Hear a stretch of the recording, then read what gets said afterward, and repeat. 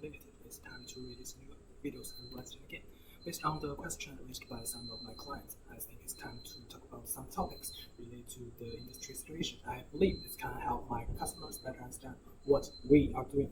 In order to improve the texture of fabrics, people in the textile industry have tried many methods, starting with physical methods, which are using machines to beat the fabric to make it softer. But it cannot make fabrics more suitable for daily life scenarios, so the use of chemical softeners has become widespread. Organic silicone softener is one of the chemicals.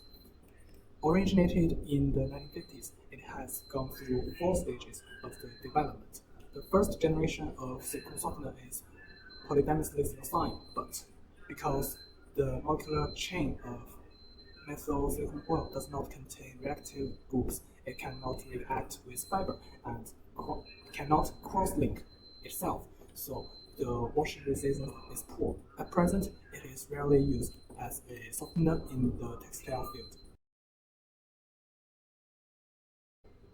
The next generation is hydroxyl silicone oil formed by substituting hydroxyl groups at the both ends of the molecular chain of methyl silicone oil.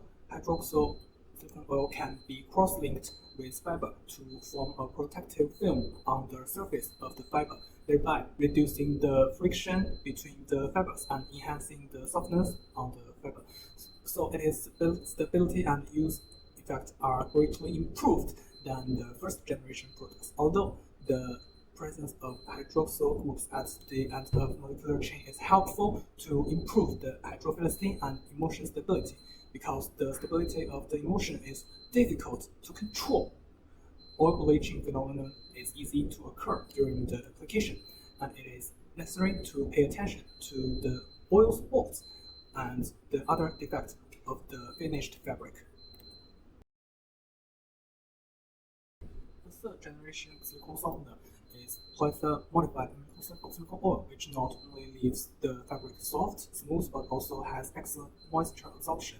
During use, the finished fabrics is prone to yellowing, which is due to the fact that at high temperatures, amino groups are easily oxidized, resulting in yellowing of the fabrics. In addition, due to strong polarity of amino groups that increase absorption, but lack of hydrophilic groups, the fabric will produce a stuffy and breathable situation when warm. And the fourth generation silicone softener is blocked modified silicone oil. Blocked silicone oil can be cross-linked with silicone oil with similar functional groups and some substance of other functional groups to form a network structure, forming a film on the fiber. And because the amino group in the blocked silicone oil is polar, it is easy to interact with some functional groups on the fiber, so that the main chain of the blocked silicone oil is fixed on the surface of the fiber in certain direction, so that the film formed by the blocked silicone oil is well anchored to the fiber of the fabric. It has been greatly improved in terms of flexibility, washability, resistance, and elastic and hydrophilicity, and has become mainstream direction of silicone softener development.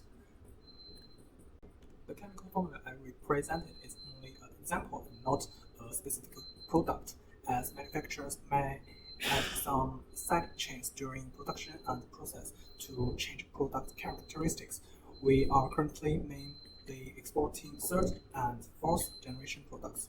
To be honest, the fourth generation products have not yet completely replaced the third generation products, and one important reason is that some third generation products have some special feel that cannot be imitated by the fourth generation products.